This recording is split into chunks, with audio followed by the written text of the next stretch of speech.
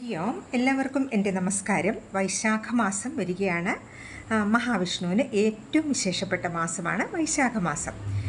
മാധവന് പ്രിയങ്കരമായതിനാൽ മാധവ മാസം എന്നും അറിയപ്പെടുന്നു.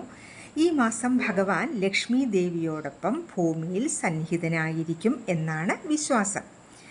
മേടമാസത്തിലെ കറുത്തവാവ് കഴിഞ്ഞു വരുന്ന പ്രഥമ തിഥി മുതലാണ് വൈശാഖ മാസം തുടങ്ങുന്നത്. ഈ വർഷം ഏപ്രിൽ 18 ശനിയാഴ്ച തുടങ്ങി മെയ് 16 അവസാനിക്കും.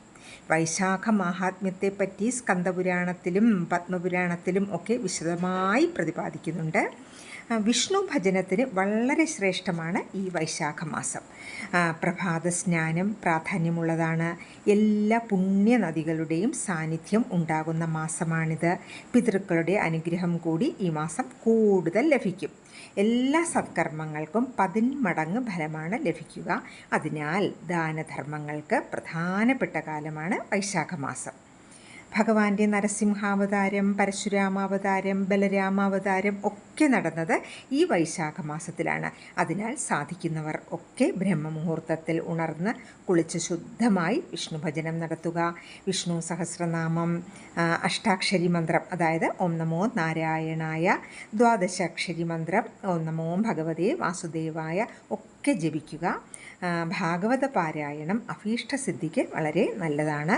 അതുപോലെ കലിദോഷ നിവാരണ മന്ത്രം കഴിയുന്നത്ര ജപിക്കുക. കുറഞ്ഞത് 9 തവണയെങ്കിലും ജപിക്കുക.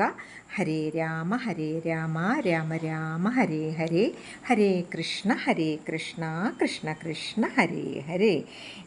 സാധിക്കുന്നവരൊക്കെ വൈശാഖ മാസത്തിൽ വിഷ്ണു ക്ഷേത്ര ദർശനം നടത്തുക.